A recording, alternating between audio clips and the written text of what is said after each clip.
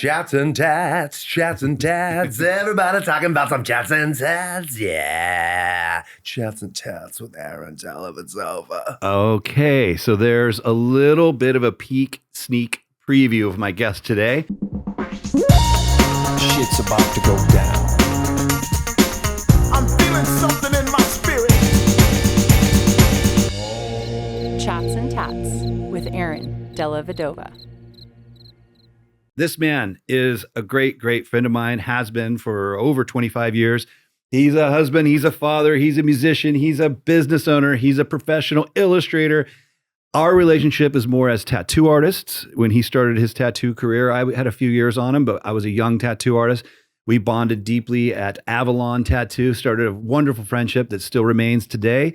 And I guess before I formally introduce him, I just wanted to say that one of the things about my guest today is that he'll deny this. He'll probably say this is bullshit. But for me, and I think a lot of people that know him, he is a person who lives so purely from his heart, straight out of his mouth, straight out of his actions, that I find it to be extremely unique. I think in this world today, I find myself and a lot of people wearing masks and putting on, saying and doing things to fit into the situation they're in and trying to conform and be a part of everything. And this guy doesn't do that. And I find it really endearing and really inspiring. And I also think it just raises people up. It shows people like, look, you can just be yourself.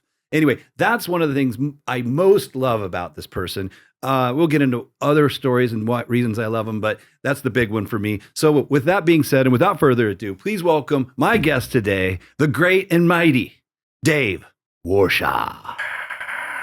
How'd you like that intro, dude? That was awesome. Thank you. I got a little. It was really cool. teary-eyed. I really appreciate that. Thank you. I meant every word, dude. I'm going to go on that for a second. I think it is true. I've been thinking about you a lot. And I know, when I decided to have you on the show, it started kind of like, well, I got to have Dave on the show. Dave's funny. And me and him have been friends for so long. And he's a tattoo artist. We started our tattoo journeys almost together. And that's all good reasons to have you on Chats and Tats. But the more I thought about it, I was thinking about what is it that I find you someone I really want to hang.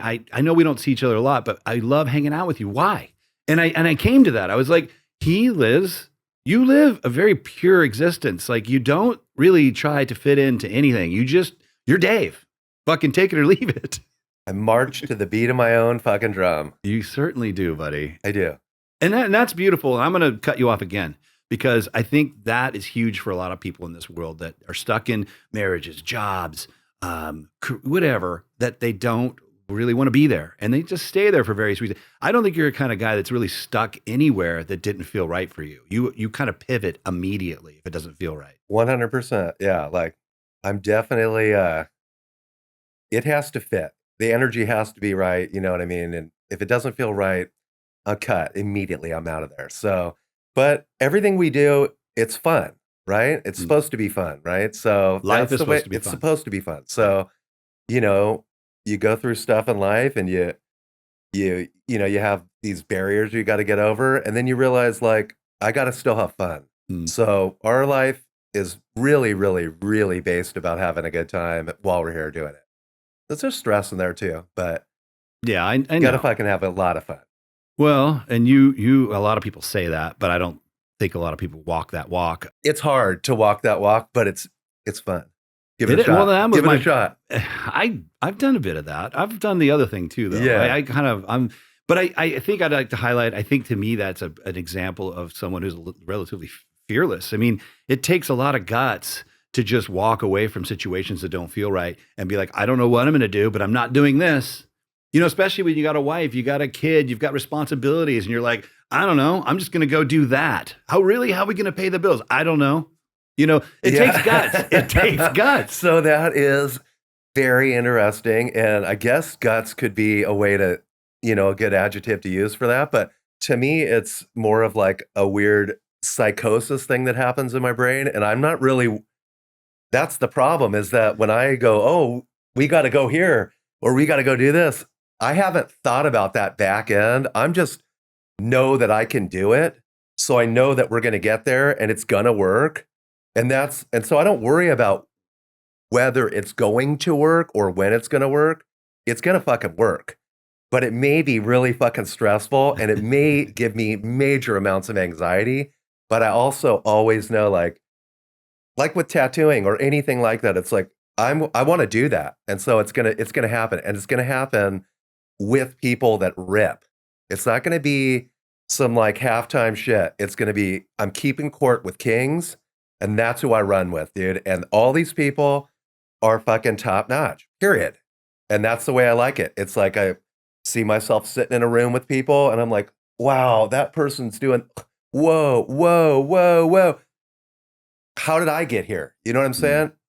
I don't fucking know. Well, hey, that's since we kind of led right up to it. How did you get here specifically? And I want to talk about your musician life and your illustrative life and your business life. Yeah. All those we're going to get to, but you've teed this up too perfectly. Tattooing. How did you get? I mean, you've been tattooing for how many years now? Okay. So Just a rough. I would say I'm 50 years old. I know I look a lot younger, but I'm 50 years old. I did my first tattoo at 16 years old. Oh, wow. So I'm not going to break out my abacus and do the math because I don't have one. But So it's been. you guys can do the math. Oh, God. You're going to make me do it. That would be 35 years if So you I've count from tattooed first. longer than I haven't tattooed in my life. Did you do your first tattoo, which would be officially the start of your tattoo journey, was the day you did your first tattoo, or probably a little before that when you went to get your first tattoo? Was that before musician stuff? Because No. when I met you, Yes. you were a musician when I met you, who then came into the shop and started tattooing with us all. Right. No, when I was 16, I was already playing music, and I had been on like local cable access shows getting kicked off with my friends because we were just lunatics. Show up at like a 12:30, at night, cable access after the TV shuts off. But the tattooing thing was more like, I think my cousin Cliff or something showed me how to take, a needle and wrap it with some thread. And we were just dropping like my crazy life dots on our legs. And I remember like my friend did one on me, and then I went to go do one on him, and I accidentally just hit his vein underneath his, the ankle knuckle, and it's all, and we're like, we thought he was gonna die. But I knew from very, very early, around 11 years old, I had an uncle that was like an old army or serviceman, and he was really, really, really strong. He couldn't walk. He had a walker, but he had this tattoo on his arm, and he would do like push-ups and shit on this thing. And I remember being little and looking at him and just going, dude, you have to be that strong to have a tattoo. That's why you can do that. It's because that tattoo. And like, I literally thought that, and my parents were like, you could never fucking do a tattoo. You ever do a tattoo, you're kicked out of this house. There's no way in hell. I was like, I'm doing tattoos. So in 1986, I think the Thrasher magazine came out of the tattoo episode issue with Jason, Jesse, and all the guys, the Godoy brothers. And I remember seeing that, and I ran downstairs and told my parents, you see, not only drug addicts and hookers and these people, they're not the only ones getting tattoos. Skateboarders are getting tattoos too, yeah. And so I was like destined to do it. And around a couple years later, my mother actually did buy me my first tattoo machine, and I started tattooing my friends like in school. But as we were talking about earlier, my fascination leading to tattooing was when I worked in a bolo tie factory in East LA and was almost jumped into the tortilla flats gang. So that was incredible because I would go to this work every day, polishing bolo ties, and there was this gang that was there at Tortilla Flats. They loved me. They called me Half Dead. Sit in the back, just chill with these guys. And they brought a machine one day, and they're like, we want a tattoo Half Dead on you. And I'm like, oh, dude, I want this tattoo so bad. If you tattoo it on me, my dad will literally come in here and murder everybody in the factory. So it's not going to fucking happen. And so I didn't get the Tortilla Flats. But your dad was that gnarly, huh? My dad was really gnarly. Like, he would have cleaned the place out for real. So you didn't get the tattoo. I did not get that tattoo. Thank God for the tortilla flat boys. You know what? I really, I felt so special though, which was rad because the tattoo was part of like what was going to make me part of that crew. And that was something that was super neat. And tattooing, to me, that's what was cool about tattooing, is that if you even had a tattoo or no sleeve, that was weird at that time. Nobody had a sleeve unless you were gnarly, and you spent your life getting tattooed. But all of our friends just had pieces, you know what I mean? And even if you had a peace back then. It was like, anywhere you go, the police are like, what gang are you in? What are you doing? Blah, blah, blah. And I remember saying back then, man, I wish fucking people would just leave me the fuck alone, you know? And now I look around and it's like, that's exactly what it is now. It's like tattooing it's fashion. There is no sketch necessarily. There is the sketch side to tattooing. And if you understand and have been through it for a long time, I think you can pick out those sketchy tattoos and you go, that person's pretty fucking rad still. But for the most part, it is fashion. Yeah, that's true. And you're right. I mean, my career, 30 years, I got my first tattoo probably 35 years ago. But yeah, by getting a tattoo, yeah, I mean, it was like I was part of a club. I wouldn't call it a gang, but you knew when you met other people with tattoos, you were immediately in that club with them. It was exclusive, and it was almost like they were your brothers. And you could almost look at another guy at a bar and be like, well, he's got tattoos. I've got tattoos. If shit goes down, me and him are going to. I was going to say that. I've had that happen where like people were talking shit and I'm not a tough person at all. And like, I take my shirt off because I have this radical tattoo from FIP. And then it's like, all of a sudden it's like, oh, I don't think I want to mess around with the tattoo, dude. Like that means anything. But that goes back to what I was going with my story was the dude that was doing the push-ups. When I was tattooing, at one point I tattooed this really old serviceman. And I was like, I told him that story. And he just looked at me, he goes, man, cartoons don't make you tough. And that's all he said. And I just remember that day, like, I'll never forget him saying that to me. I love how the 11-year-old Dave looks at his strong uncle and thinks the strength is coming from the tattoo. I did. Because none of my family members had tattoos. So I was just like, you got to be badass to have that shit. But that is where it started. I mean, that is where it started. It was like you got a tattoo to show people you weren't a bitch, you weren't a pussy, you were tough. And now I think it's been proven time and time again that everyone must be tough, because I've been tattooing for 30 years, doing large, huge pieces on people, you know, little petite ladies to big muscly men, and everybody gets through it, man. We've all got it in us to be tough enough to be tattooed. And to be tough enough to like take a stance to where you say, I'm going to go to the underground for a long time and leave society and like not be part of like what's normal at all and be looked at as something that a lot of people don't respect and don't look at as being legitimate. And, you know, that's a big deal to like, to abandon yourself from what's normal and easy to get. So I think there's something wrong with all of us because we don't need what's normal. We needed to find something a little bit more interesting, you know? Yeah, that's something I contemplate a lot. Like I didn't feel like there was anything wrong with me back when I was a young man getting tattooed and kind of entering that subset of society. Now looking back, I now realized I was on I don't know what was going on. I just knew I didn't want to be a part of formal society. Like I saw the people going to work and doing the regular things, and I didn't understand what I was going to do. I just thought, I don't want to do that. I can't do it. That's the thing. My brain doesn't even allow me to do it. I start to think about it and I like go, I'll be arrested if I work with these. You know what I mean? Like I have to be in this. Like this is my life. It's been my life since a little kid. Music, artwork, no bullshit. Right. No. That's it. You know what I mean? I can make anything. I can weld you something. I can make tikis out of wood. I can do. But it's got to be creative. I want to learn, you know what I'm saying? But even when we talk about like, well, you know, you need to make more money this way, the hustle is so strong in my brain. It never goes to, oh, I could go get a job there and that would take care of that. That's not going to take care of nothing up here at all. This is like, like that.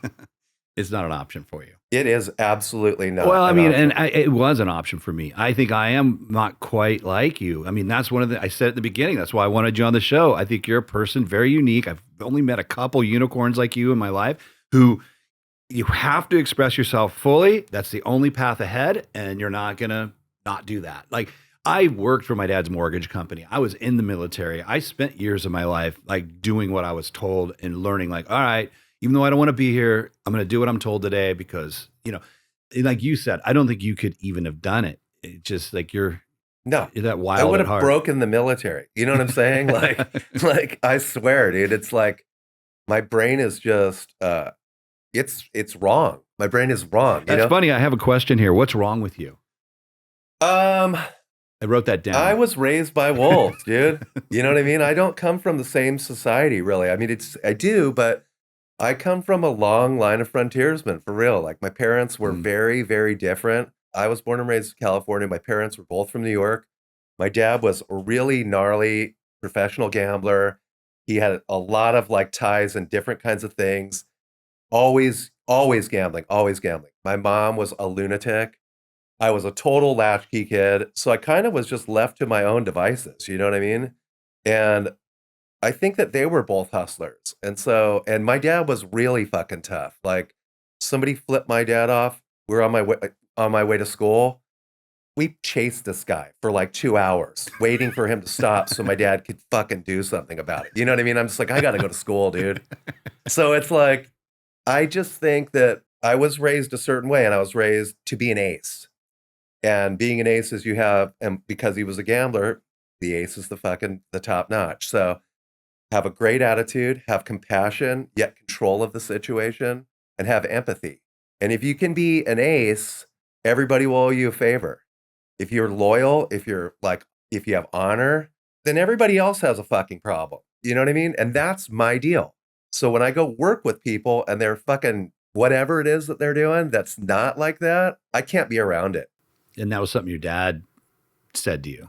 My dad pushed that into me. Yeah, I was taught really like, do not fuck with people, dude. Yeah. Never. Always be good. You know what I mean? Mm-hmm. Always be an ace. That's cool. Yeah. That's cool that your dad. You win. Well, I mean, I the way you said it is not the way I would have said it, but that was the way your dad taught you. But I mean, what he's really he might as well have been teaching you Buddhism. You know, like what he's really saying is karma's real. Like what you put out there will make its way back to you. Right. So just be an ace, be kind, be helpful, be supportive, compassionate. Don't put up with people's bullshit. And if there is bullshit, move away from it. Yep. If you fuck with somebody, find out. You know what I mean? Like, right. Don't do it. That's good. Do not do it. I love it. I love it. Your dad, from where he's from and what he was, teaching his form of like enlightenment. Street justice, really. It's street justice, because when you grow up like that and you do dumb things, you probably get the shit kicked out of you when you grow up in really bad neighborhoods, right? Like, and you're poor and you're trying to like do those things. You realize like, these are people you don't fuck with. These are people you do fuck with. And then there's this guy that he's the ace. You don't fuck with him. Everybody owes him a favor. Like everybody owes him a fucking favor. You are an ace. I'm trying to be an ace. Well, that life is every morning we get up and try our best. But I mean, that's how you come off to me. Everything you just said in that mantra was what I see from you. I have. It's always. I've never seen you lie. I've never seen you cheat. I've never seen you bullshit. I've never seen you do anything that I would look at and go like, oh, that was kind of scuzzy. I can't. My brain would implode on itself. It literally would. I would have so much anxiety and guilt. I would fucking implode in front of you. It would be like, and I'd be gone. The show would be over immediately. Waste of everyone's time. I want to get to our journey together in tattooing, because we shared years together in the early years. Maybe before that, though, I wanted to touch on some of these, because you do so many things. You really are it's cool because, you know, I know a lot of tattoo artists, and most of them are just that. They're tattoo artists, and maybe they paint as well, and they obviously draw and do other, maybe a little bit. But you're like, you do a lot of different stuff, man. And one of the biggest is your life in music. You know, talk to me a little bit. Like, well, let me tell. The first time I saw you play was with Tarantula Hawk, I believe, at the Casbah. Yep. And I had never been exposed. I mean, I grew up in Boulder City, Nevada. We would go down to Vegas once in a while and catch a punk show, which was mind blowing to me that this punk thing was happening. I'm like, we just weren't like exposed like you guys were on the West Coast, you know, in San Diego and Los Angeles. You guys were getting the new of the new. So when I first walked to the Casbah and saw Tarantula Hawk, I was just mind blown. I'm like, what the fuck are they doing? I don't even understand it. I loved it though, because it was so strange. And for those of you, maybe you want to look them up, maybe you can find them somewhere on the internet, Tarantula Hawk. Yeah. And correct me if I'm wrong, but it was like Pink Floyd punk rock. It was soundscapes moving in songs would be 45 minutes long. Yeah. One song. Yeah. So we were definitely a heavy psych band before that was really big and happening. I mean, there's always been heavy psych, but at the time when we were doing it, it sort of was coming back. And I remember that show specifically because Patty Kelly was just like, she left because she was like, this is too fucking loud. And yeah, we were just an experimental band, but we were very tight. We were progressive. We were on a couple labels. We were on Life is Abuse, which is a very big like punk rock label. And then we were on Neurosis's label, the New Rot label, which is really, really big. So that was a great time. But I was in the Locust before that, and which is a huge San Diego band now. And now I'm in the Creepy Creeps and Creepzotica in another band called Bobby and the Pins, which I'll get to in a minute. But the Creepy Creeps is like the best thing I've ever done. We've gotten to do every single thing that a band could ever want to do. I mean, it's just like I was saying earlier, it's like keeping court with kings, dude. This band is so freaking lucky. And I don't know if it's luck or whatever it is, but we've gotten to play with Faith No More. We've gotten to play with every band that I've ever imagined. Bad Brains, you name it. The New York Dolls, Robert Plant from fucking Led Zeppelin twice, okay? No shit. Meeting Cameron Crowe, drinking wine with Robert Plant, him eating fish next to me, asking me if I want a bite. You know what I mean? It's like, this guy made songs that every human being will make out with their significant other for the rest of the time that people live. You know what I'm saying? True. And then I'm in another band called Bobby and the Pins, which is with world famous Elvez. I don't know if you know him, but been on several shows. Kind of an important guy. But it's just such a cool, like music is so weird because it's the most alien thing I've ever done. It's people that can get together in a room, communicate, not talking, playing bizarre fucking things, whatever it is. Could be this, I could make this straw into a bitchin' beat right now. Okay. And you could look at me and we start fucking vibing.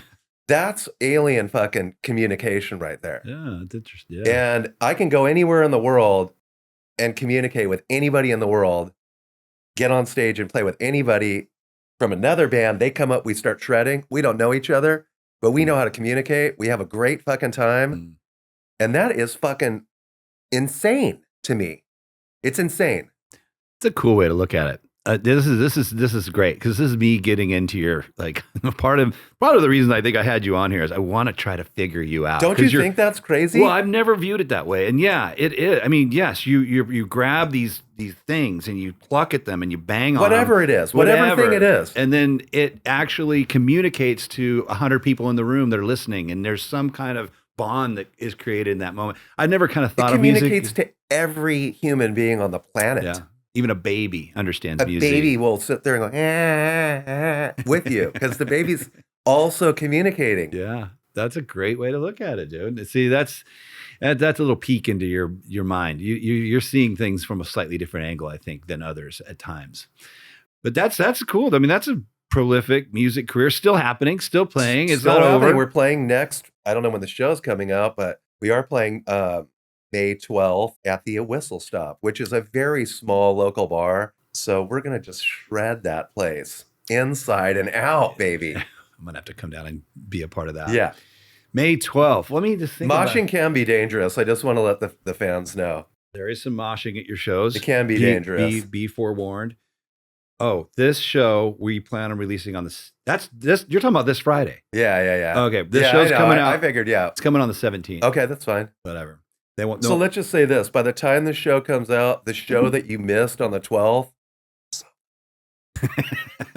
Should have been there. Oh, God, dude. You know, music is happening all the time from young man till now. Yeah. But in there, you start tattooing. This is kind of the beginning of our friendship. I was working, everybody listening. I had some rough years, my first 2 years of tattooing, some, I don't know what you want to call them, gangstery type people, crazy shit, a lot of dangerous situations. And I'd been trying to figure out how to learn to tattoo with these several different people for 2 years.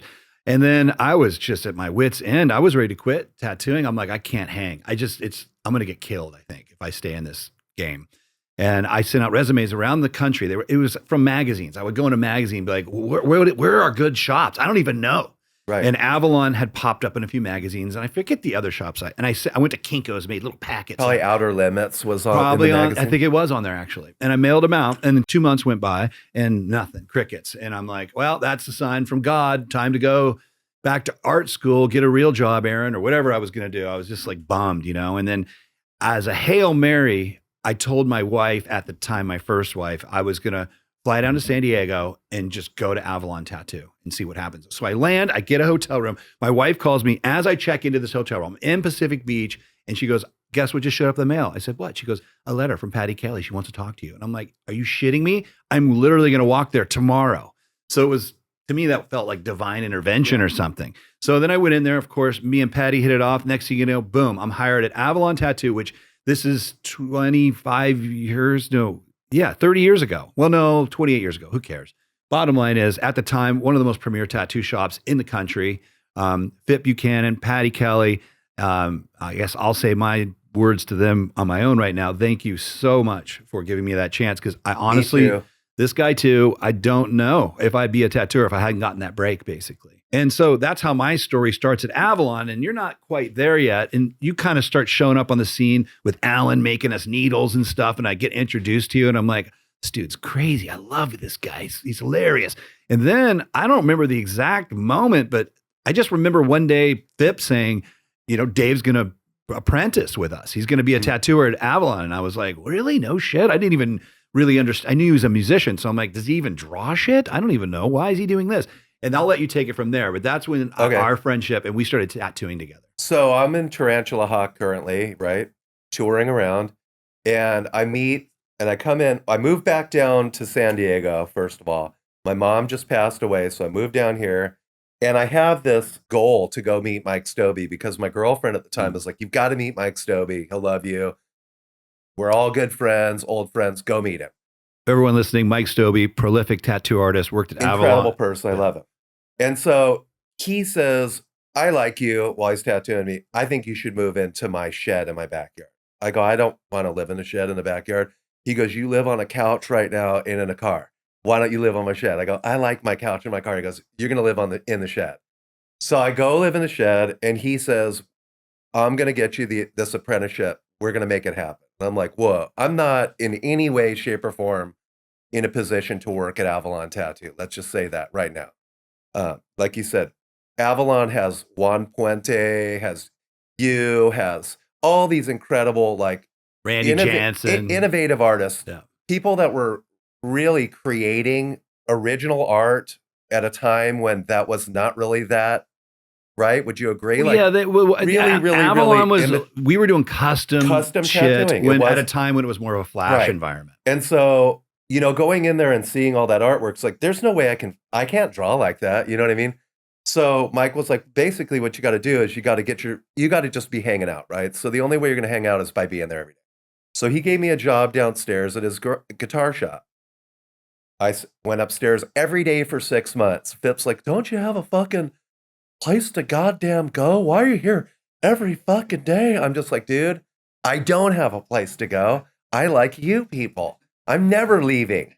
And so after, I don't know how long, I think it was a year. Well, I think 6 months of me hanging out in there, I ended up getting my apprenticeship. And so then my apprenticeship, like you said, was meeting Alan and making custom needles for, I want to say, pretty much all of the prolific artists all over the country at that point, because the Chinese companies didn't exist yet. So we were the ones that were packaging, putting them in straws, packaging them in like paper. You'd have your needles like custom exactly for Aaron, exactly for these people, exactly for those people. Yep. But what I want to say too is, Phip and Patty, and I want to say Patty was the one that was like, okay, he's going to get hired now, But Phip is 100% like, without that man in my life and without Mike bringing me in there, but Phip 100%. I mean, I've met my wife through Phip. He's like my brother. He's not like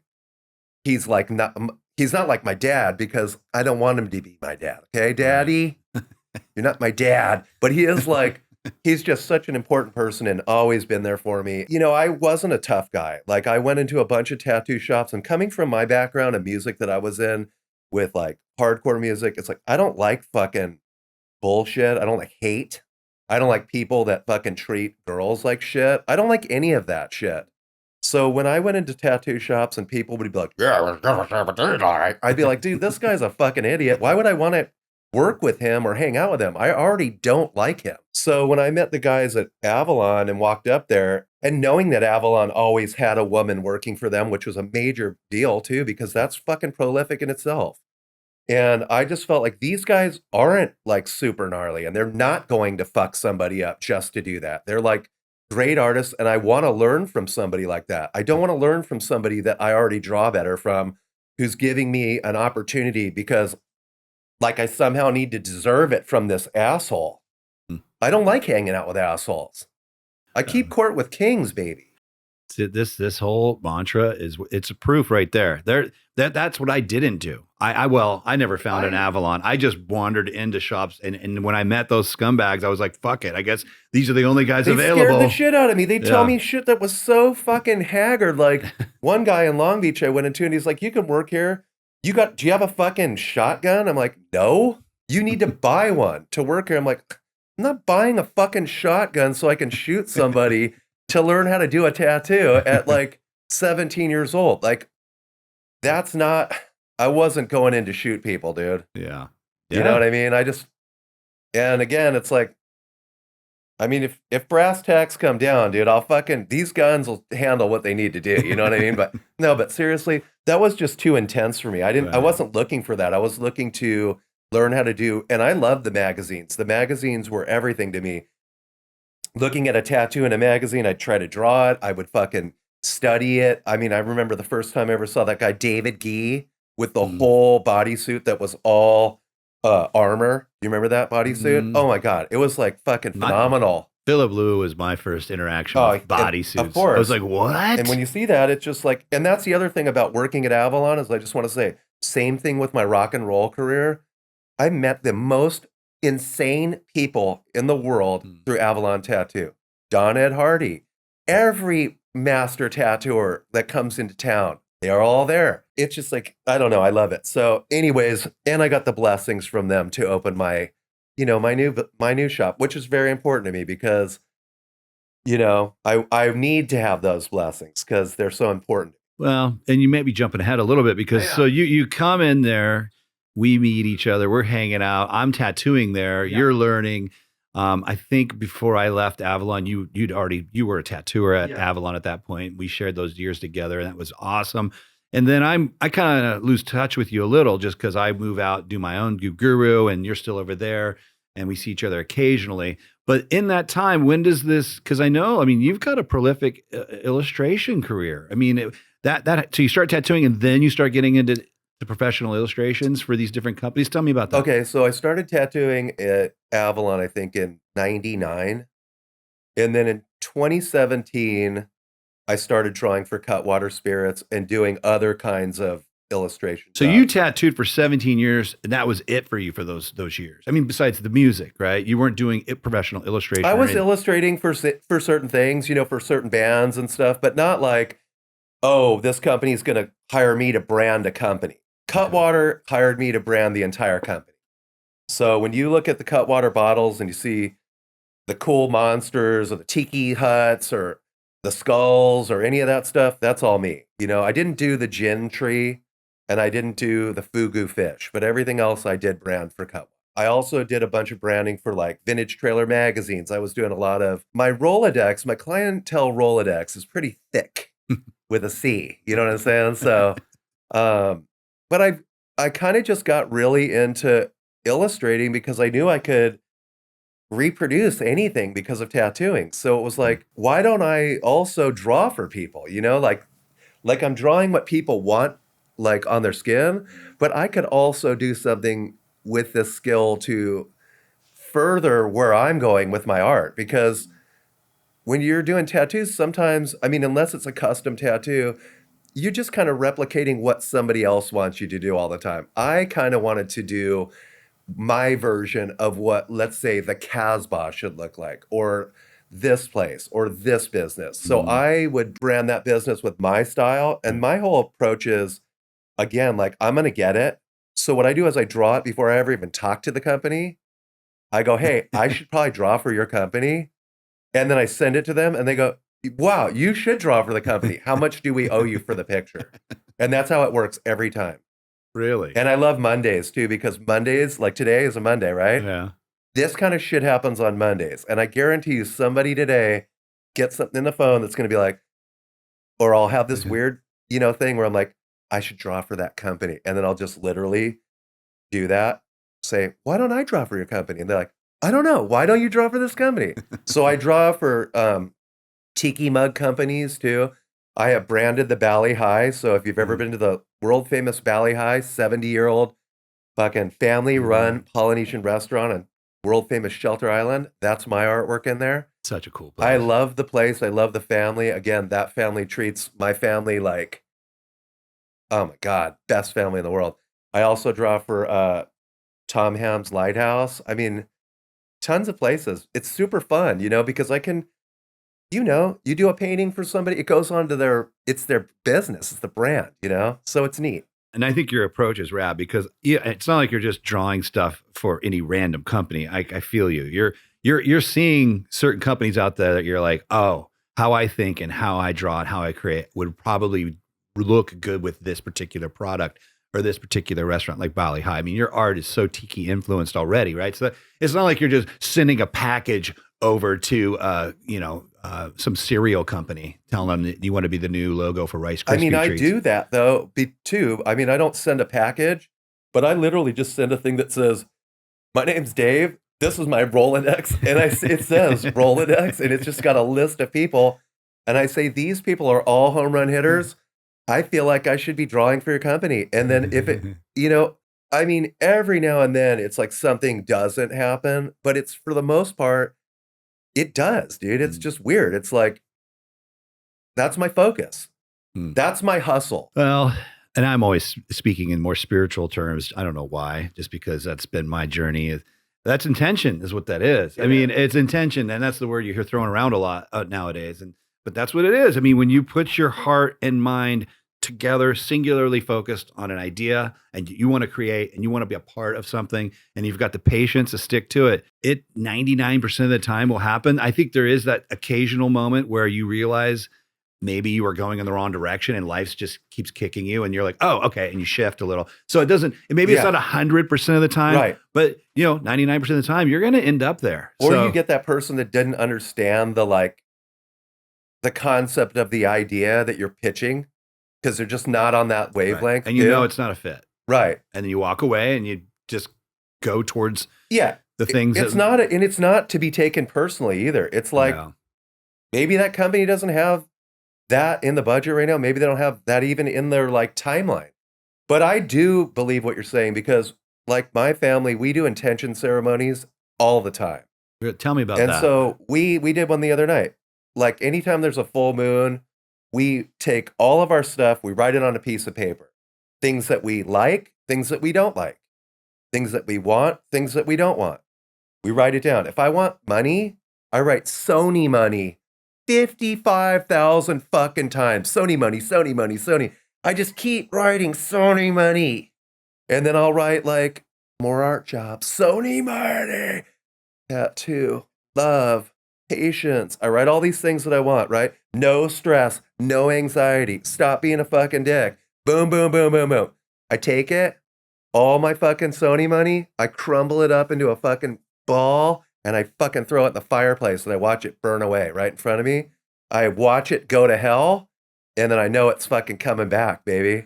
So that Sony money is going to come from this episode, I'm pretty sure. That's awesome, dude. Oh gosh, you've inspired me. I'm going to do that. I'm going to do that. The pagans have done it for you. You know what I mean? Yeah, It's what you do, man. It's witchcraft. You fucking write what you want down or what you don't want down. Look at it. When you're writing it down, believe in what you're fucking writing down.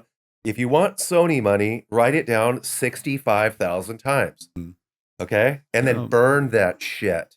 Oh, that's all my drawings that I do, that I just they're sitting on the floor that maybe have been for companies or whatever. I just take them. I take this giant thing of drawings because I leave them all on the ground to walk on after I'm done, and I burn them all. And it's just cool. It's like that was something that was done. Now we can do the next thing. Fuck it. Right, to clear that attachment. I just want Sony money. No, you got me. Yeah, we all do.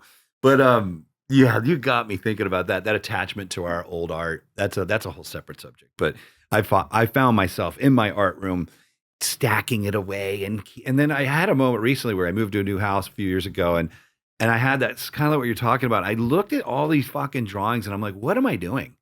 Like who cares? It doesn't matter. It happened. It's done. What are you going to do today? You know? And I threw a bunch of them away in the trash. It was the weirdest moment too. I was like, and then I was like, why is that even bothering me? What is up with that attachment? It's just paper with shit you doodled on them. Right. That nobody wanted, obviously, because it's sitting in my shed. I'll draw shit that people did want, and I'm such a lunatic. I just fucking let it sit on the ground. And then somebody will spill like shit on it, or it rains in the trailer and it's all filled with mold and shit. And I take it out. I'm like, this picture's it's still pretty sick. The mold makes it look sick. And then yesterday I'm just like, dude, the mold is going to give me some sort of rad sickness. This fucking drawing is getting burned today. You're such a nut. I love you. Well, where were we? You're coming along. We tattooed together. This leads you to your illustration career, which is still something you're doing. And by the way, you're still tattooing through all this time. Yeah. But then there's a more formal break for you. Like, I don't know the year. I'm guessing it was like you're 17 years in working as a tattoo artist for a job every day. And then what happens? Like, because you don't stop tattooing, but you definitely take some kind of hiatus. I worked there 20 years at Avalon, and then my dad died. During that time when he was dying, it was just sort of like, I was still like at the shop, but I was at the shop like on my own time. You know, Phip was like, you can do whatever you want to do here. We understand that you need time, because like it was like a back and forth deal. It was pretty fucking rough, and it was really difficult to deal with anybody's bullshit at that time. You know what I mean? And I'm not talking about like, I'm just saying like, even dealing with a tattoo client, if it wasn't going exactly the way, like, you know, the drawing needs to be drawn 3 times or something, I was just like, I can't really deal with this right second. Like, I got too much shit on my brain. Well, my friend Tino, who I love, he offered me a shop in South Park behind the station. And I was like, I don't need a shop. Like, out of all the things that I have, the last thing I need is a business. I know what I do.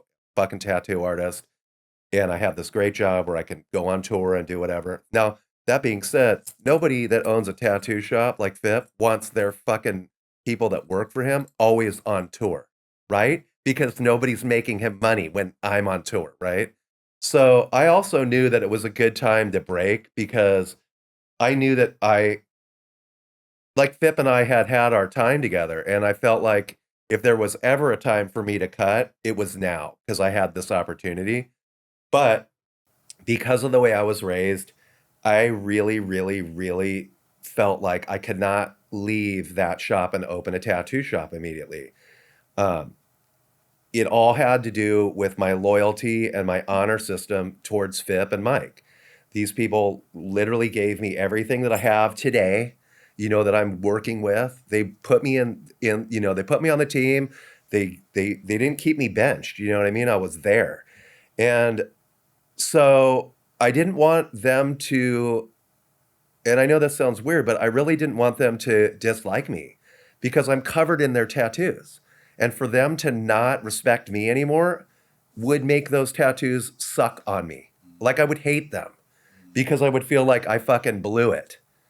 You know what I mean? I'm no longer an ace. I fucking blew it on my 2 old friends, and now I'm fucking dork. You know what I'm saying? So I went there and started kind of just doing my illustration. And I had this great idea in San Diego. Why don't I sell fireplaces? That's a pretty sick idea, you know, mid-century modern fireplaces, you know. Because it's so cold here. It's so cold out here, but, you know, they're pretty fucking cool, and I like them, and they look like rocket ships, you know. That's a good idea. I'm going to do some fireplaces. And then, you know, I'm like, you know, I could sell some tiki stuff. Now, keep in mind, it's like I just left a career that I have a career. Now I'm going into like the fucking Gemco, a fucking Dave Warshaw fucking world, like, you know, CVS, like, what are you going to get in there? Maybe I'll get a tiki. Maybe I'll get a t-shirt. How about a candle? Oh, is that a fireplace? I thought you did tattoos. I don't really do tattoos right now. I just draw for people and sell this shit. Just so everybody listening, what he's explaining right now is Dave opened up his own store, Warshaw Provisions. Warshaw's Provisions. In North Park, San Diego. In South Park, San Diego. Sorry. And yeah, the heart of the store are these fireplaces. That's like that. Well, maybe not more. Now I know there's more. There's the roller skates and the skate and all that. And now you even tattoo in there. We'll get to that. But it started like the main featured item were these mid-century modern Jetson looking badass fireplaces. Brand new Malm fireplaces. I'm the only person in San Diego that has them. And I'm the only person in San Diego, I think currently, or in Southern California that has them. They're 9 months back ordered, people. Get yours nowsville. That's the impetus of the store. And then of course you start adding things. I mean, I've been in your store. It's overwhelming. So we have an art gallery. We've done incredible art shows. I've had Glenn Barr in there. I've had Jay Grant Britton. Right. I've had, I've just had the most incredible luck. Candy Whale. We've had all the people that we have in there are world famous artists. We're so stoked. I mean, I will admit I did hang a painting in there once too. You did. Yes. You did. Put me on the list. For Patty Kelly fucking.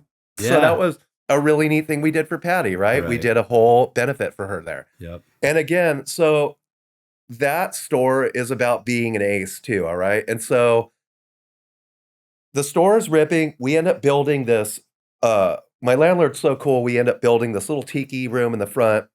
It ends up going on Atlas Obscura, do you know what Atlas Obscura is? So like people come from all over the world just to see our little baby tiki bar. It's called Ballyhito.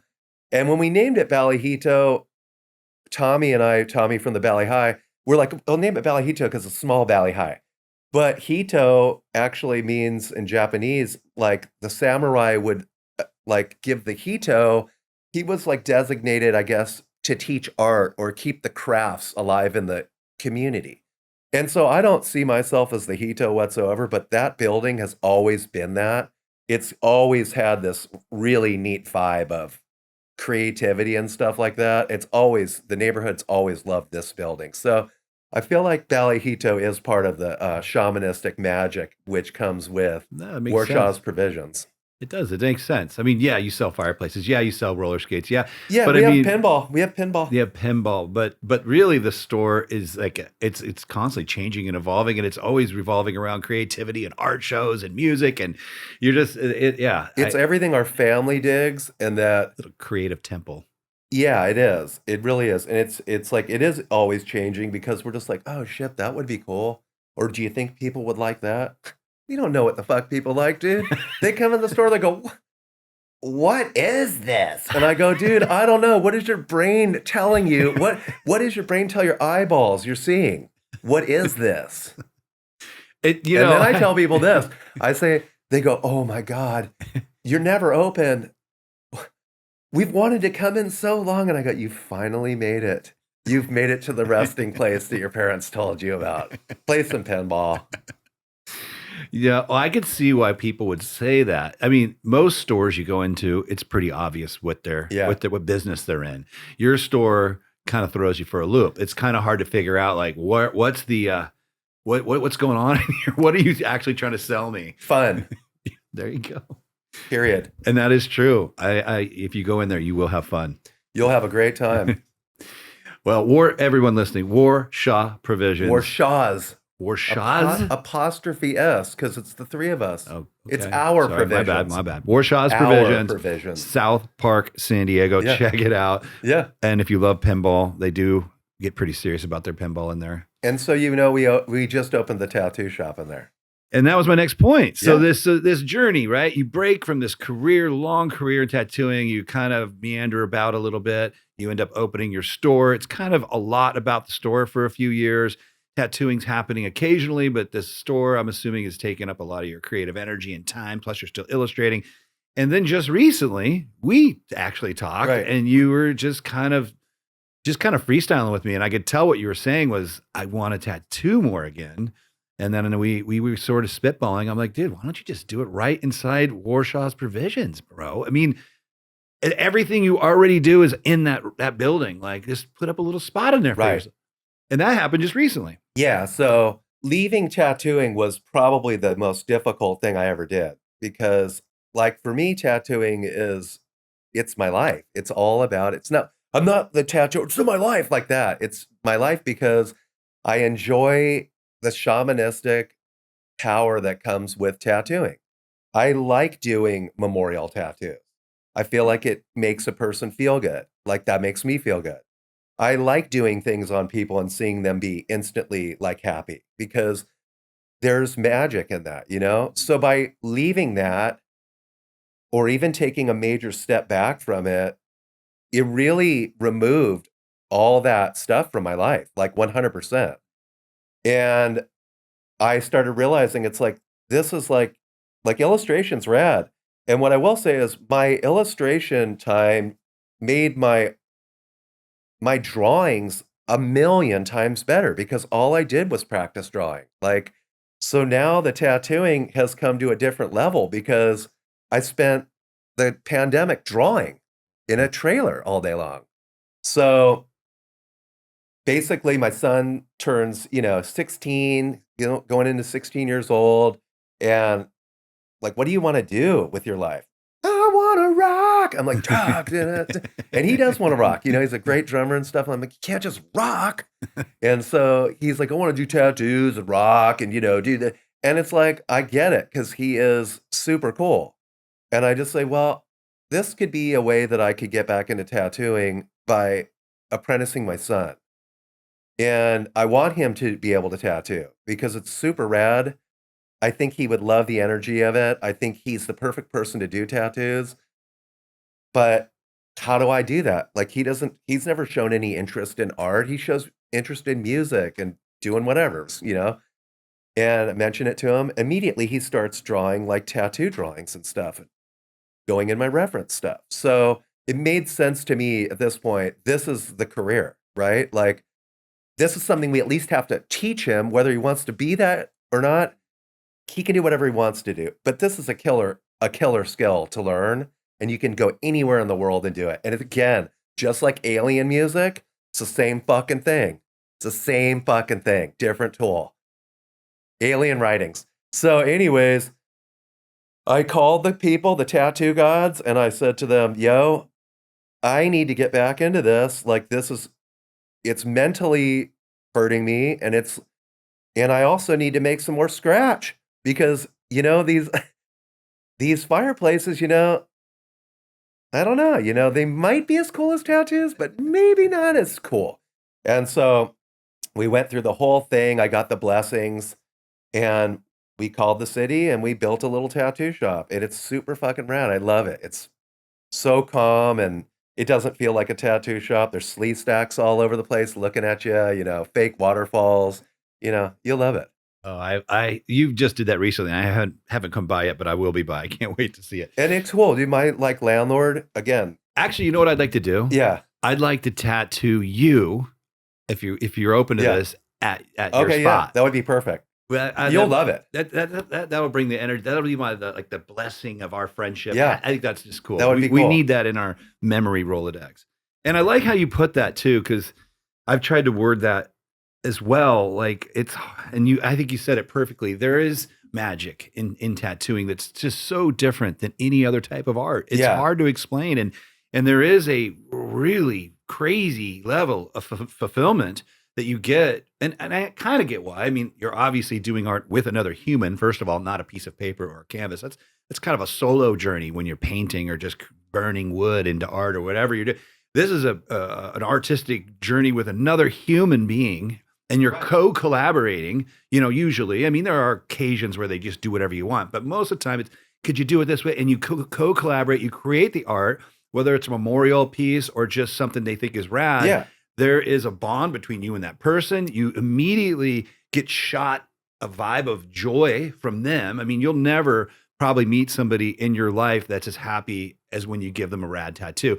Like when you sell someone a fireplace, I'm sure they're stoked, but it's not the same. When you give someone a rad tattoo, there is something that comes out of them into you, and it is so fulfilling. And I've taken small breaks from tattooing as well and felt that same void. It's depression. Yes, I got depressed. I'm like, Yeah. dude, I used to think, oh, at some point I'll quit tattooing, I'll retire or something, and I kind of did it a couple of years ago. COVID, I did it a little while, and yeah, the void came in. I'm like, whoa! And I realized in that moment how much I was getting from tattooing that I just kind of took for granted. It was just my job. I've done it for 30 years. As soon as it was gone for a few months, I was like, what the fuck? Like, painting and being alone in my studio is not filling the cup like No, that does. It's not. And that's beautiful. It sucks because that's the other thing about tattooing is, your crew, the people that you surround yourself with, the energy that helps you be creative because you see somebody that's ripping right now and you're like, fuck, okay, I gotta start practicing, you know what I mean? Or I gotta that's a pretty badass drawing. My competitive side says I can do that maybe a little bit better. Maybe that's not true, but your brain is constantly being inspired by people that are around you being creative. For me, it was like, dude, I'm sitting in a fucking 16-foot streamlined trailer by myself drawing these weird things all day long, and I'm just thinking about the problems in the world. I'm not around people hearing other people's voices or listening to that story or, you know what I mean? Getting that energy. So yeah, it was definitely time for me to fucking put the fucking pedal down and do a burnout into it. So we've got it going. It's totally rad. We've been open around a month and we'll see. You know what I mean? I'm starting to teach Wolfgang.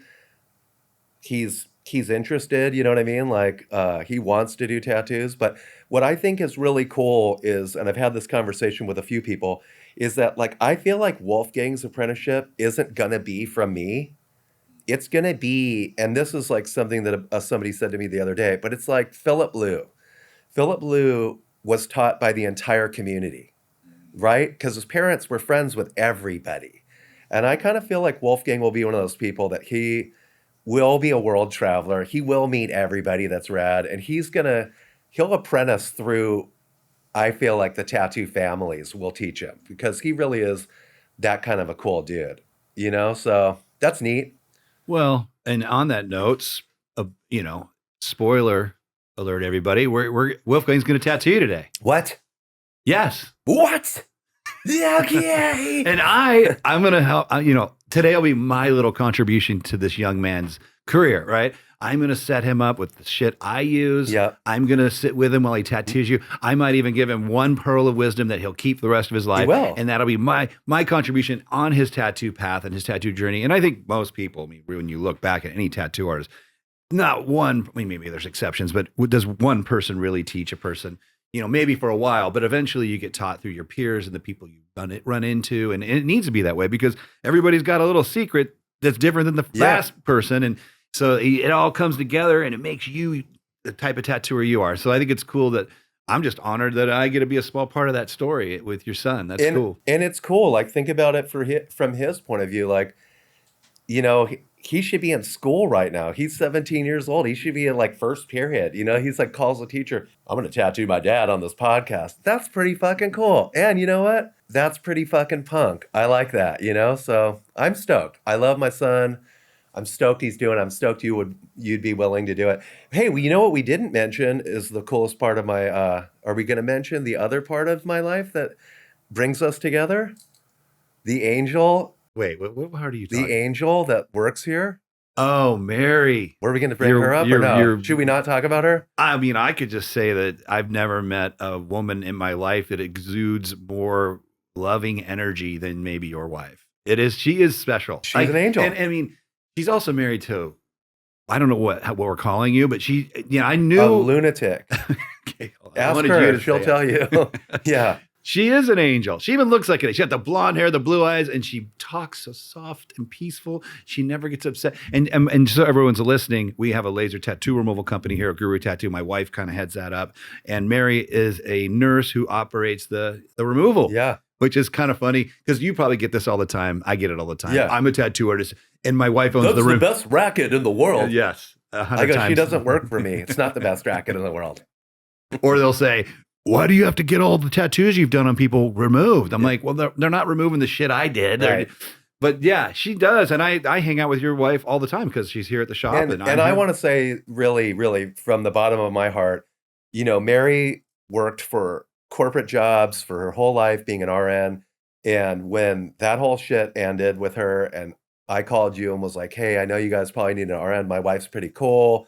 You guys took her in as family. You guys are so fucking cool to her.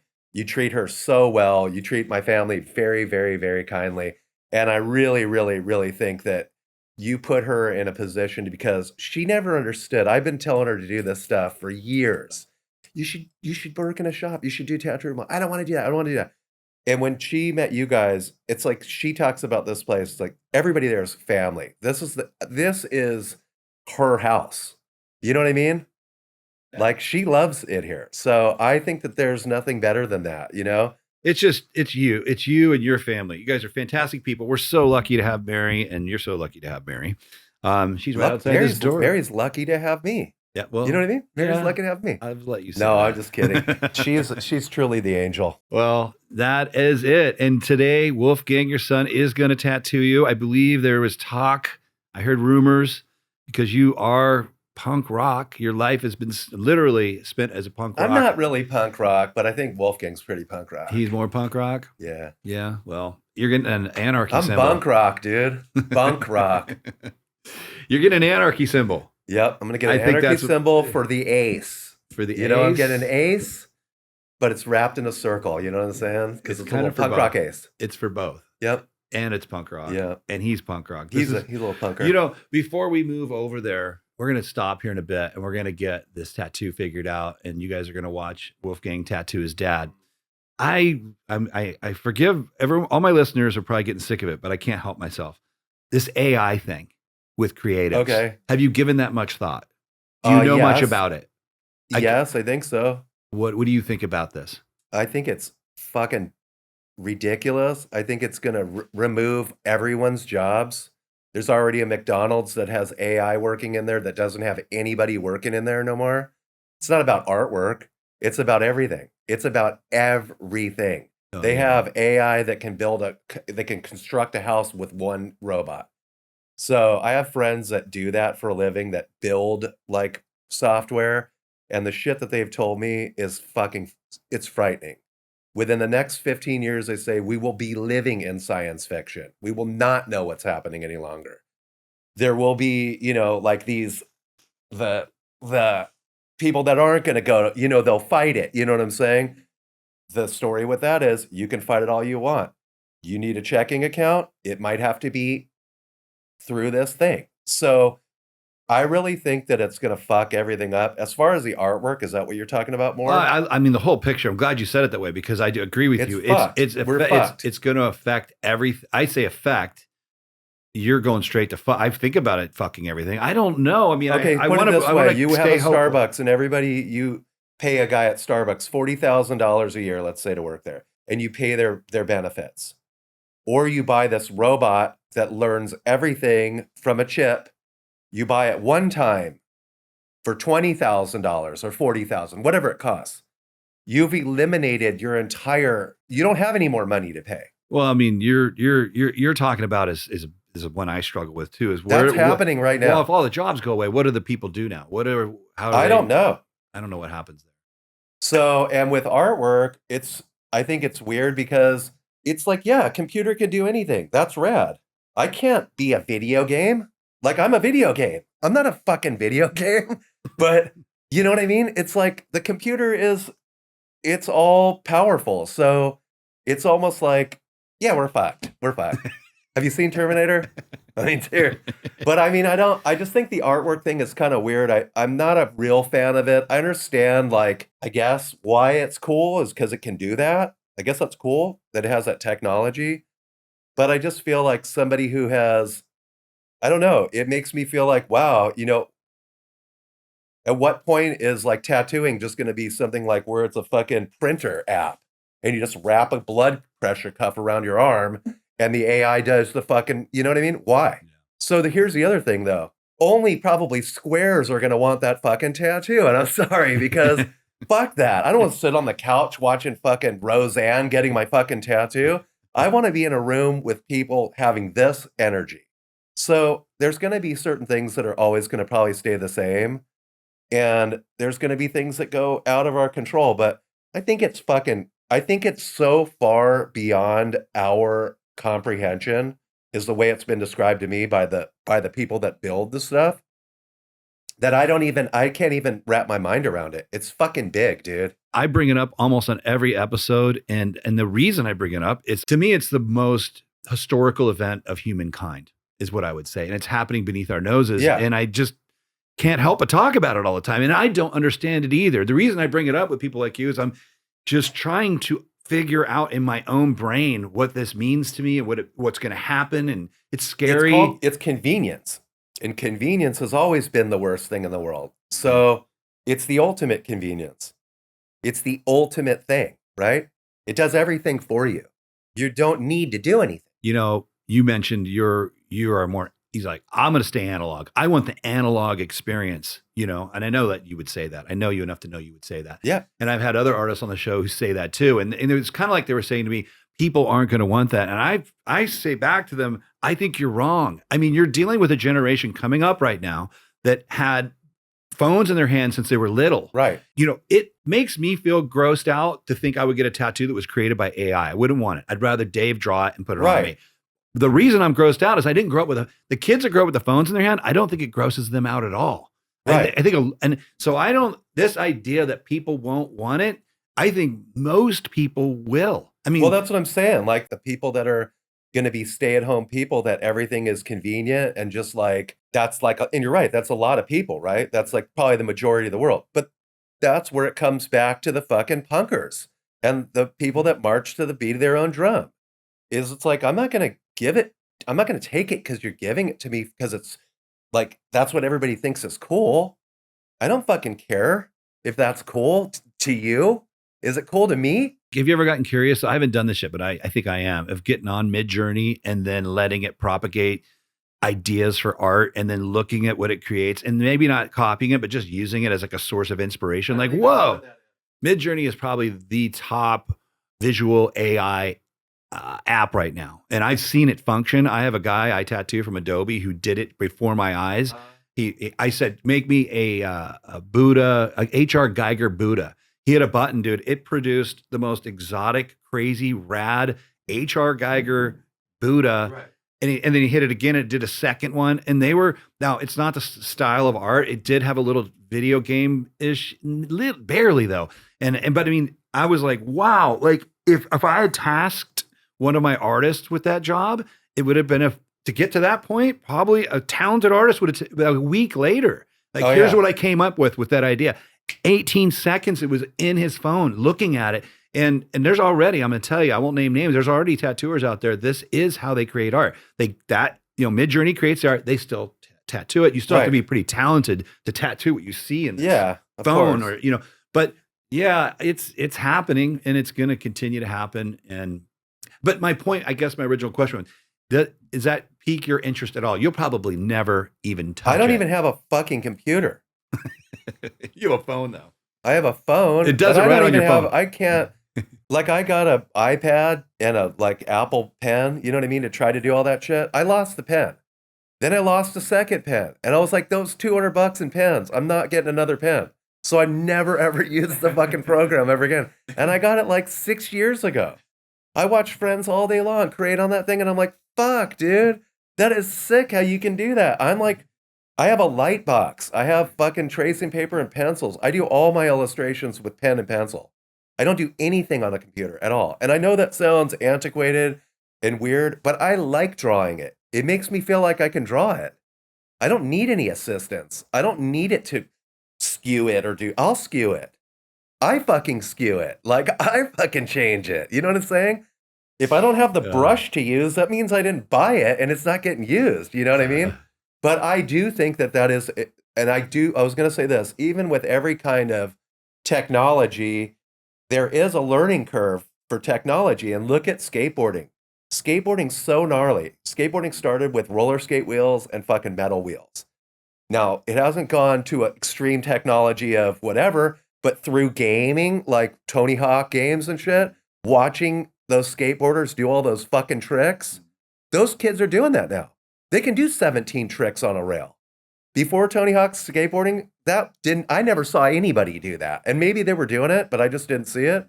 But I feel like watching a video game where you see these people do this shit all day long, that also makes your brain go, I could do that. So it's, in a weird way, the video game's almost like having, because they are real skateboarders, right? They're AI, they're videotaped them, right? Doing the tricks. So that could be almost inspiring in a weird way, because maybe the people that are seeing, like what you're saying with the AI generated Buddha, whatever, maybe if you're fucking smart enough and don't just rob it, it changes your brain to learn how to draw like that a little bit more, because it isn't one of your friends. It's this thing that you don't know. It's straight up reference. Yeah. So that could be a positive thing. And that's kind of what I meant. Is there room for this to have a positive effect on the creative? I think that would be the positive thing, is saying, Yeah. I want Aaron to look like a unicorn. And then I see you and I'm like, oh, there's Aaron. I make it myself. It's perfect. You know what I mean? I don't have to sit there and try to figure out what your face looks like exactly. But I like reference. Well, I know you're an analog guy, and I knew you would probably say most of that. I'm just kind of picking your brain a little bit about, is there room for AI to have a positive net effect on creatives? I mean, think about it as a musician, like, I don't know where I was on some show and they were showing how they made a new Jimi Hendrix song. I think that's lame. But I'm just saying this though. They fed the computer all his music, his life's work, and it shot out 2 new songs. And they were, if someone hadn't told me that it was made that way and just told me, oh, we found this cassette tape with a song that never been I would have believed them. I'd have been like, oh my God, it's a new Jim. It was that good. So say you as a musician, you could feed the AI all the music Creepy Creeps have ever done, right, and say, make us 5 new songs, and it writes them. Okay. Right. It sounds like your sound, it's your band. And then from those 5 songs, you don't just go play them, but you might get an inspiration moment out of a couple of them and use that riff and use that. I know you would never do that. You would probably never do that, but I think a lot of musicians are doing that and will do that. And a lot of artists a lot of musicians are just bullshit artists too, right? Yeah. Like, because if that's what you're doing. But if you arrive, check it out. There's a DJ that he did the show recently. I heard about it, and he went on AI and he had Eminem say, "This is the future of rave music" or something like that. And it's Eminem's voice. Okay, it's not Eminem. It's his fucking voice. This guy goes in front of like 80,000 people. He's DJing, and he fucking hits this button and goes, "This is the new rave sound" or whatever, in fucking Eminem's voice. This dude made so much fucking money because he posted it, blasted it on TikTok, whatever. This guy became rich, okay? He fucking stole the dude's voice.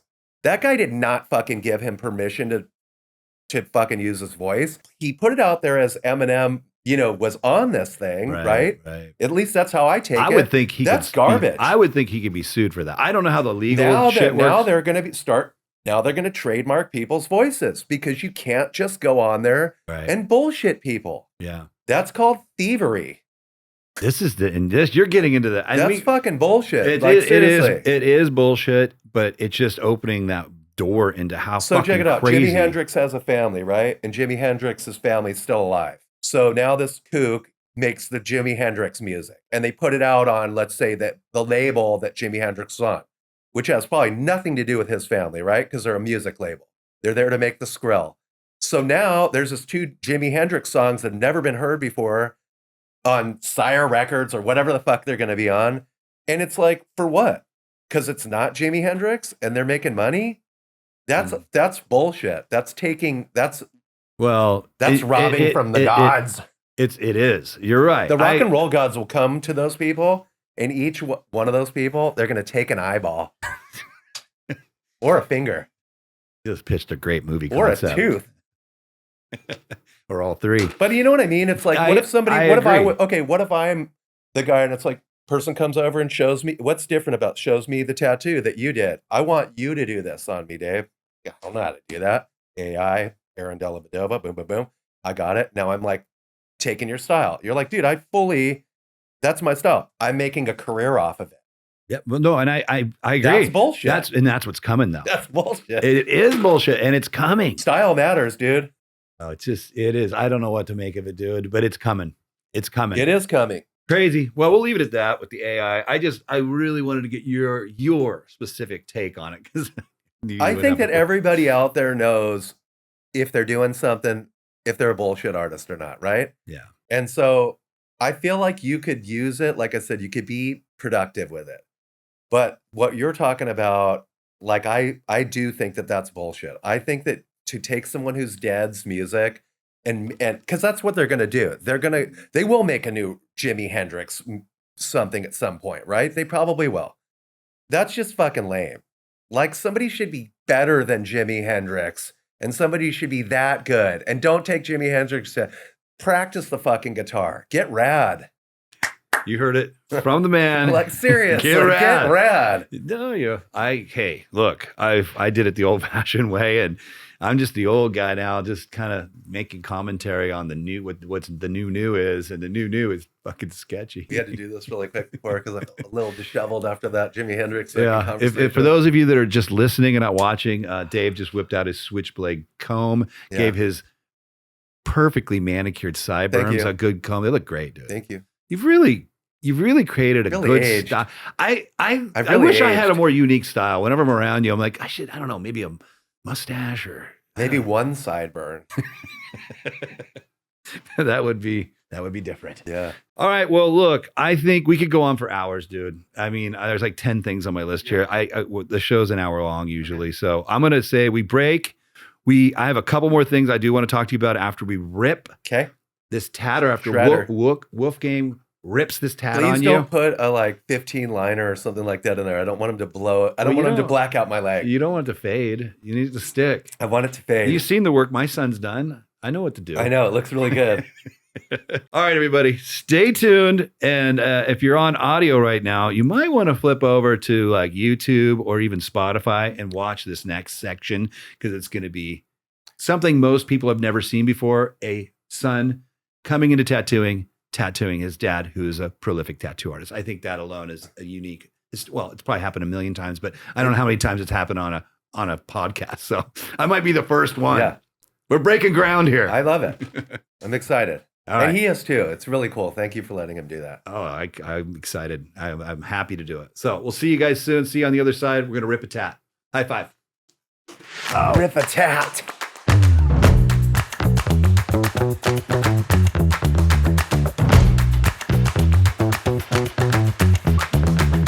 I think I see what you're about to do. You're about to go with the machine like this and pull it like that, right? I would not do that. I would be off to the side and pull it like this. Okay. And just Plant your hand. when you put it in the skin, you don't need to push into his skin, but you don't want to be shy either. That tube should touch his skin. And then go.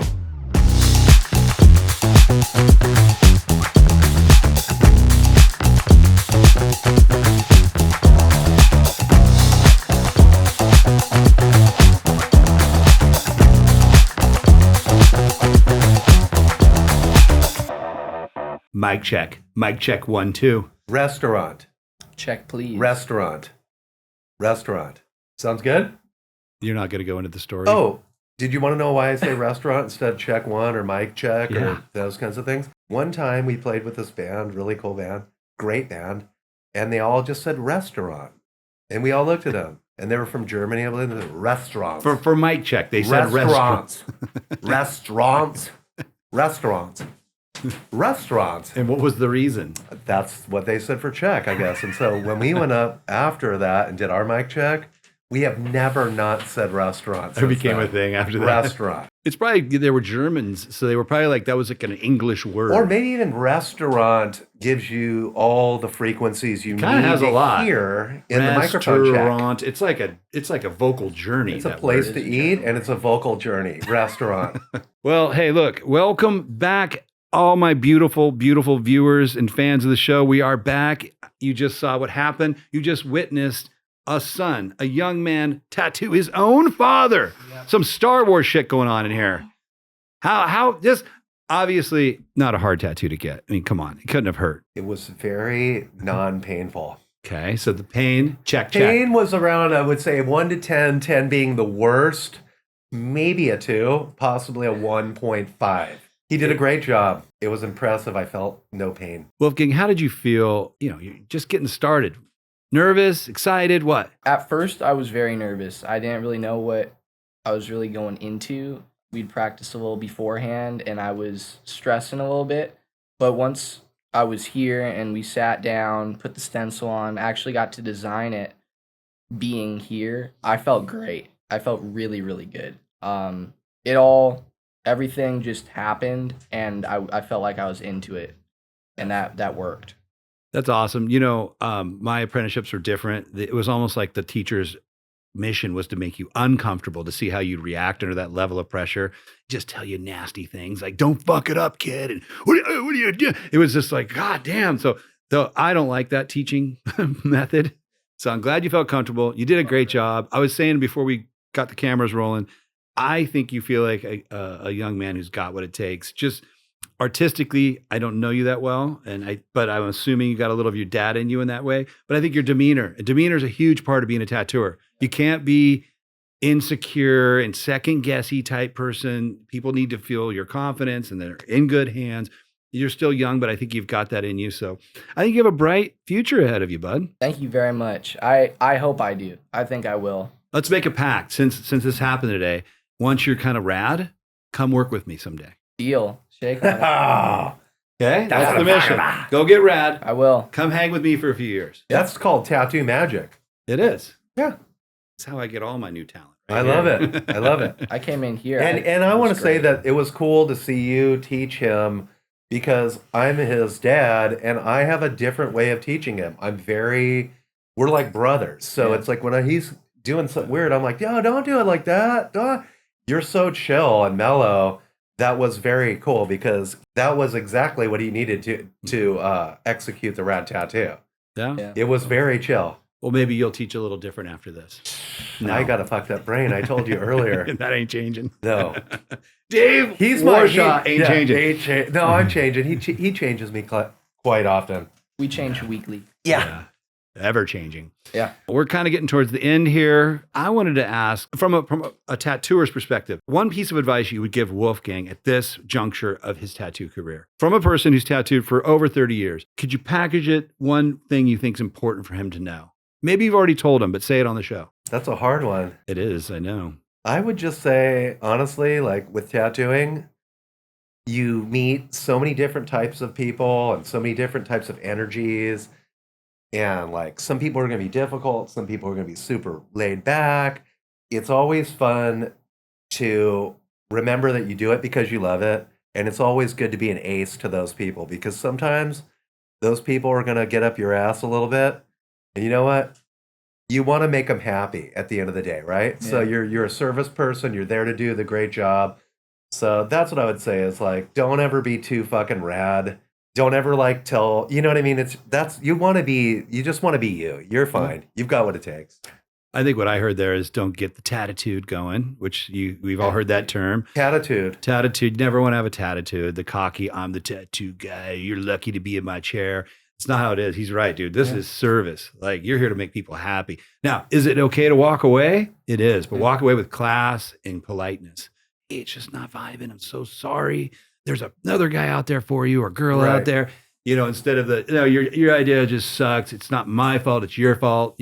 That's lame, because that could be like, I remember Fip told me a long time ago, don't ever judge somebody's tattoo. It could be something as weird as like a Tasmanian devil. And you're like, that's, you think you know what that is. Maybe that person's grandparents called them that.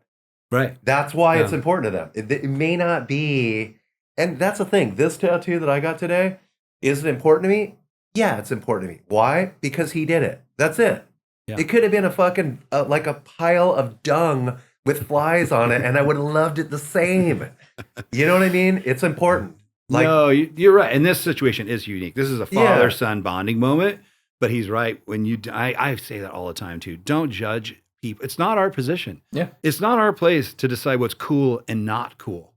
That's the tattitude thing, right? There are certain tattooers who have decided what is cool, and the fact you're not getting what they think is cool makes you suck. And that's some bullshit. I think also it's important to remember that when you become a tattooer or an artist, what you think is cool, and that's not cool. Like, meaning just because you think it's cool, it's still subjective. Yeah. So like, you could think this band rips and everybody thinks that band rips and they have millions of records sold. And I could listen to that record and be like, that fucking band sucks. So at the end of the day, that's what's important. It's like your people that are listening today are going to hear this podcast. The person sitting next to the person on the couch listening to the same podcast are going to hear two different versions of the story because their brains work differently. So that's also important, right? It's like, yeah, I like this kind of artwork, but that doesn't mean the other artwork sucks. Just means you like that artwork. I wouldn't mind throwing out a couple, like, might be called like practical advice for young tattoo artists right now. What I would say, and I've been running these shops for 20 years, and I don't know how many tattooers have worked and left and gone, and probably over 100 at this point. I've probably apprenticed over 10. So I've got a little experience in what the industry is, what it's become, where it's going. Start with foundational. I would really stress to you to start with foundational tattooing, meaning start learning how to draw and tattoo traditional Americana, traditional Japanese, any kind of traditional style. And that's going to teach you how to put ink in skin, which is the technical aspect of this. Now, after a year, if you hustle hard, you're going to be pretty proficient at putting ink in skin. As soon as you start feeling that proficiency, then start finding your voice. And finding your voice isn't a decision. A lot of young tattooers are like, I just don't have my voice. I'm like, look, you're not going to just decide what your voice is and what your style is and make it your thing. It evolves. But start finding your voice. And I think a lot of old timers would disagree with this, but I think the future of tattooing, it's already here, is genres. Most tattooers do a thing, a style now. That was unacceptable when I learned. You could, if you even told a guy, I do this, you wouldn't even get a job. It's like, fuck you. You're going to do the lettering, you're going to do the little Pinterest tat, and you're going to do the koi fish today. Yeah. You better know how to do all three. I used to tell the young tattooers that when I would get them on here, like, no, I want you to be able to do lettering and this and that. Now I backed off. I just say, look, learn how to kind of do most of those things, get your technical aspects down. And then I encourage the opposite. Find your voice. Is your shit going to be portraits? Great. Let's start fucking focusing on portrait. Is it going to be tiki art? Is it going to be Japanese? Whatever. Because it's like food and everything else. Everybody is online looking at all the different styles. It's like music. Would you ask a musician, oh, you're not a good musician because you can't play jazz. Well, you're not play jazz. Can you play classical? It's fake jazz. It's fake jazz. Point is, and let the voice come to you. You can't force that. It'll just slowly come out of you. And then put it in what you build, they will come. Yeah, that would be my advice. So with that being said, you guys, Dave, tell the world where they are lucky enough to find you. Doing what? I am residing at 2209 30th Street, behind the Station Tavern in South Park at Warshaw's Provisions. I'm also available for doing all of your illustration needs, so you can DM me or email me or call me. I'll give you my phone number. We are totally available. You want a fireplace? You're going to call me. You want some tiki shit? You're going to call me. You want a tattoo? You're going to probably call me, maybe a couple other people. I don't know in the room. I don't know. But whatever, we're at Warshaw's Provisions. We're available. And we're here for a while. We're not going anywhere. So. And what about plans? I mean, I know we've heard what you're doing. You got your tattooing in there. Is there any other goals and things evolving in your life? Meaning like the Sony money movement? Yeah, or it could be, yes. How are you getting the Sony money? What's the plan for that? The Sony money, I just, like I said, I just put it on a piece of paper, burn it a bunch, and somebody's going to drop some Sony ducats down. No, he's probably going to be making the Sony money. I have a pretty good idea right here. All right. But plans, we're just planning on just keeping doing what we're doing. We're a family-owned shop. We have a lot of fun, and we're just going to enjoy every second of life that we have available for us. Because, the rest will be history. Ed, that's pretty solid advice, right? Live for today. A guest I had, Grant Morgan, was on my show. He goes, the greatest gift in life is the fact that you have one. Right. Yeah. I'm like, that hit me. I was like, what a great way to put it. The fact you're sitting there breathing. Like is that enough? That should be enough baseline, right? And then whatever you get on top extra from that, fuck. Yeah. Thank you. We've had a pretty killer life so far, I think. Yeah. Yeah. You guys have. Well, awesome. Dave, thanks for coming on. Thanks for sharing your family experience with me. Wolfgang, thanks for coming on. Thank you, man. And taking a chance. I mean, a lot of people probably would have backed away for doing, their I'm first so happy tattoo. he did that. That was so cool. That's historical. On camera. It was pretty It's rad. historical. I would have been bummed on my first tattoo if they're like, we're going to videotape you doing that. Dude. Get the fuck out of here. Oh, I would have like been shaking and like. It's been awesome. It's been rad. Let's have a toast. Okay. All right. Cheers. Cheers. And to the up and coming tattooers that are coming up. You're Yeah. one of them. And Cheers to cheers you. and cheers Carry to our torch for to the us. tattoo gods for giving us this moment Cheers. to be around each other. Awesome. Cheers, my friends. That wraps it up. Thank you for tuning in. If you're digging the show, I need your help. I need likes. I need subscriptions. I need downloads, all that shit. I hate even saying it. He but loves Sony money. I need Sony money, and I'm not going to get it unless you guys do those things. So if you love the show and you even like me a little, please go subscribe, download, and leave some comments. Let me know. Spread the word on guests. You see what I'm doing here? It's anything goes. You got somebody that's wildly interesting or doing something fun or cool, send them my way. I'd love to have them on the show, especially if they like getting tattooed or into tattoos. So that's it for today. Thanks for showing up, and we'll see you on the next one. Peace out. Peace out. Peace.